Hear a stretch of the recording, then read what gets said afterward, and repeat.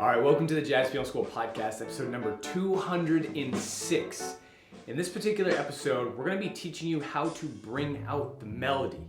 Now, a lot of times when you're playing, the melody can get lost, right? It can get lost in chords, bass notes, harmonies. But the melody is the most important thing. People like Bill Evans, Keith Jarrett, Brad Meldau, these guys are masters at bringing out the melody, right? When you hear them play tunes, you're like, wow, it sounds so gorgeous. That melody sounds so pretty. And you never forget it. So that's exactly what we're going to be teaching you how to do in this particular podcast episode. So enjoy, have fun. Let's dive in. Here we go. What's up, guys? This is Trent with Jazz Piano School. Hope you guys are all doing all right. Today we are going to be talking about tone and specifically how to bring out melody notes, both in the right hand and the left hand. So I come from a classical background. I majored in classical piano performance. And it's always interesting to me how much of an emphasis in classical music is paid to how you play the notes. Pretty much every lesson was all about how to get, a certain sound out of the piano. And all the practice is geared towards that. It's all geared towards that. And on the jazz side of things, most of the time we're focused about what notes to play, what rhythms to play, what chord voicings to play. And it's just it's just interesting to me how so much attention goes into that. And oftentimes little attention in terms of education goes into, how to actually play. So today I'm going to talk about a couple techniques to help you get your phrasing and your melody voicing more musical. Right off the bat, that word voicing, it's really interesting because if you were to have a classical master class and someone would play and then someone would comment and say, I really liked how you voiced the chord in this section. They're not talking about what notes they're playing. They're talking about how they brought out a certain melody note or how it was phrased. But if you say to a jazz pianist, oh man, I like how you voiced that C minor chord, they're most likely talking about the notes that they chose in that voicing. So again, it's just kind of a different way of thinking. But I think jazz pianists need to pay attention to how they play the notes and how they voice them in a classical sense. Bill Evans is obviously one of the best to listen to for that. Keith Jarrett, they both just have, very, they obviously played a lot of classical music just from listening without knowing anything about them. So I'm going to play through an arrangement I'm working on of 4 by Miles Davis, just so you can hear it, and then I'll talk about how some of these tips and techniques you can use to practice phrasing. And also keep in mind, this is a keyboard, so you're not probably going to hear too much of a difference, or it's also a little easier to do this on a keyboard depending on the weight sensitivity. But when you get to a real piano, it takes a lot of work to really get this sound right, but it also sounds a lot better. So let me play through this.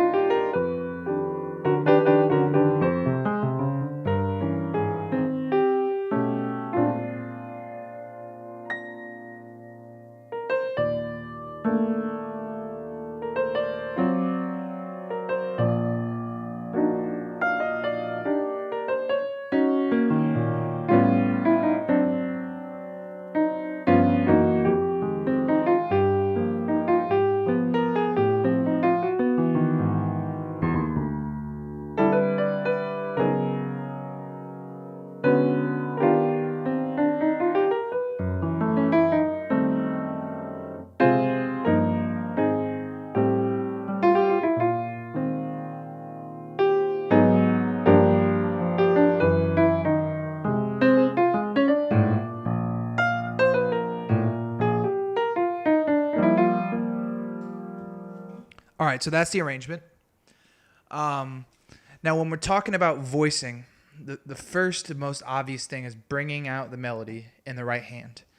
And the first step, it's obvious, but just thinking about it and being aware every time you play of bringing out that melody over everything else so it rises above.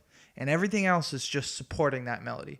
And when you really think about that and focus your energies on that, you'll be surprised at how well you can bring it out. The second thing is to exaggerate.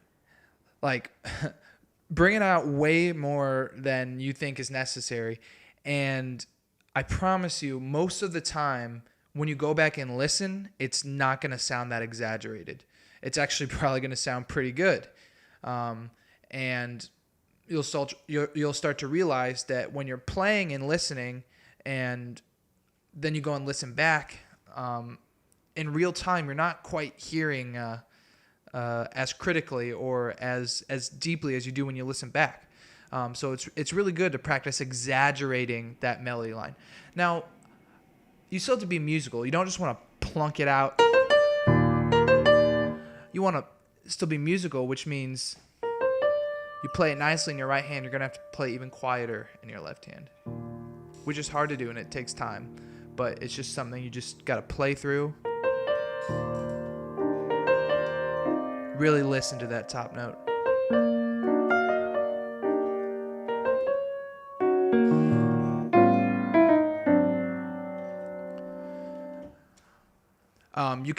You could literally spend your entire life working on getting that tone and bringing out the melody.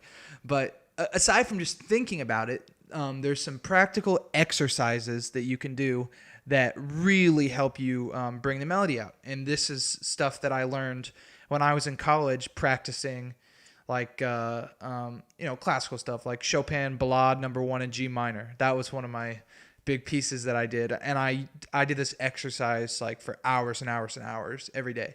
But when you use it in jazz stuff, it's awesome. So basically what you do is you hold the melody note, you play it long, like you would normally play it, and all the accompanying notes, you play it in short staccato, like as quietly as you can play them. So if you're playing a chord and the melody note is up here, like the section,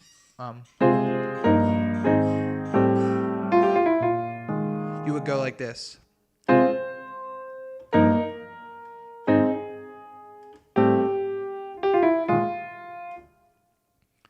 And then just keep trying to get this as quiet as you can. Whoops.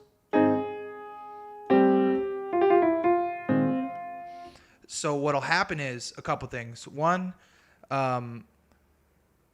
it'll be hard to play legato in your right hand while not playing legato in your left hand, and it'll develop some finger independence.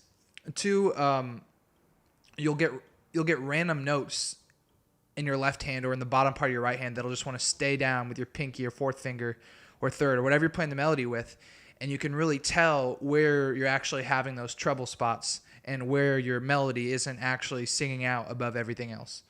I'll play a little bit more of this exercise. So like.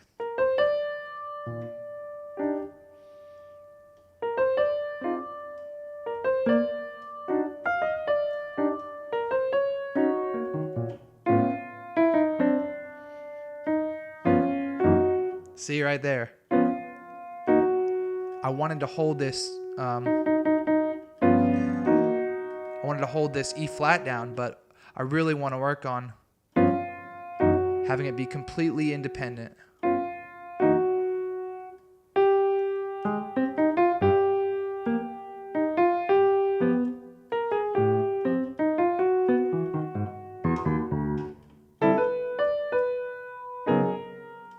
It also makes you work on your fingering in your right hand without using pedal to be as legato as possible, which is always a great thing to do because the pedal kind of tends to muddy it up.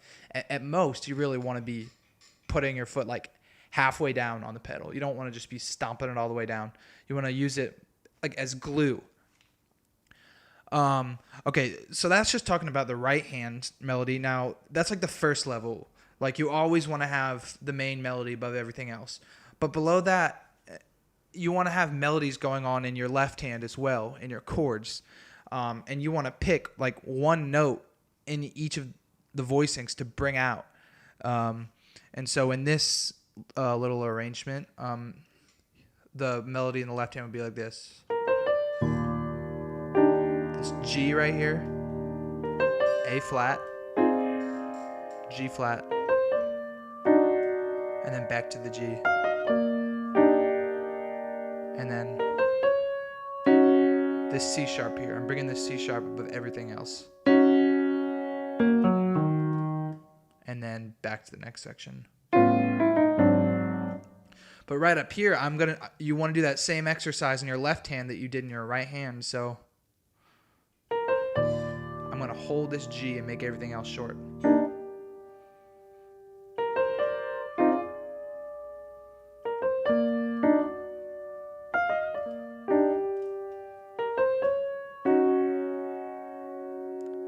Do it one more time.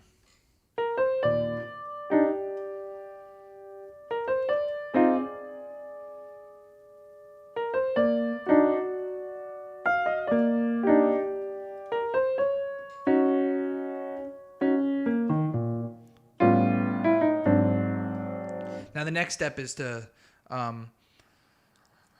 do the right hand and the left hand like that at the same time. So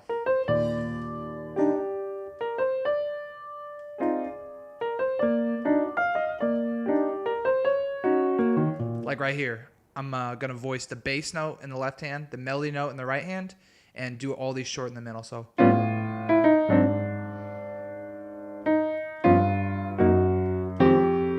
that's really hard to do. What is it? It's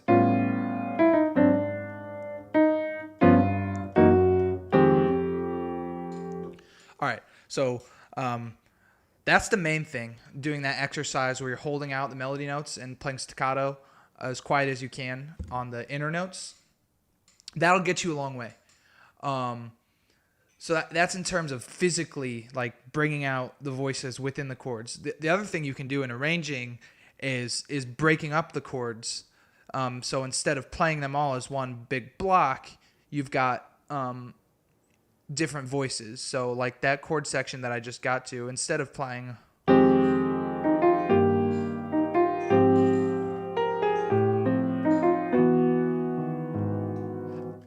I'm breaking it up like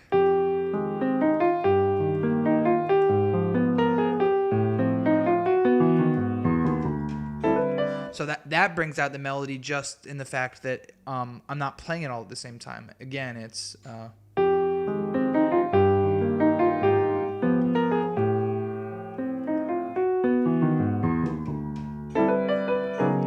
and then once you start doing that, like kind of in the middle sections of arrangements or at certain points, then those inner voices start to be heard separately. So even once you start playing full chords together, when it's preceded by them,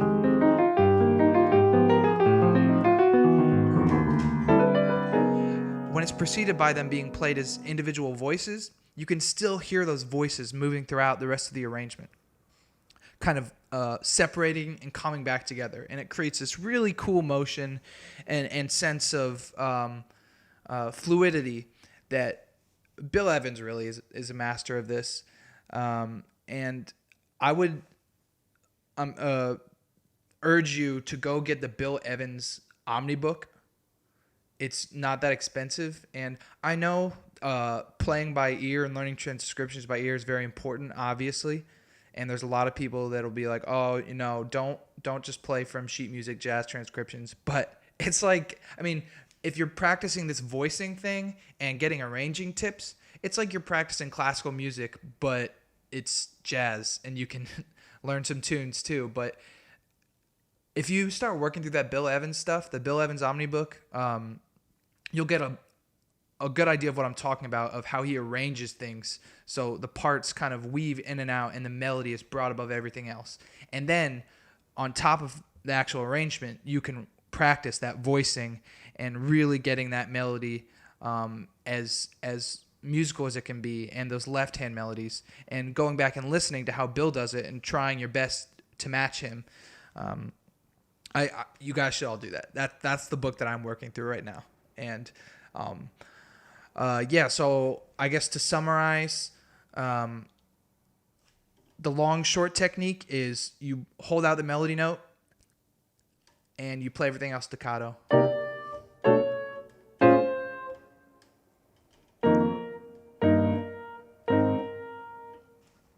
Same thing in the left hand.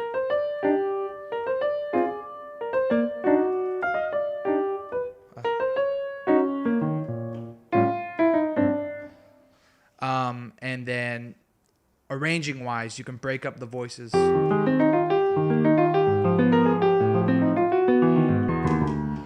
bring out the melody note. And finally, go get the Bill Evans Omni book and practice it like a piece of classical music. It can only make you better. Also, learn stuff by ear, but it's good. You should do it. Okay, have fun and happy practicing. All right, well, hopefully you guys enjoyed that particular podcast episode. Definitely go ahead and subscribe down below because we release a new podcast episode like the one you just saw every single Wednesday. We release a new lick of the week every single Monday. And definitely go ahead and check out jazzpianoschool.com because we have so much free information for you, free education, and I know you're going to love it. All right, have a fantastic day as always, and happy practicing.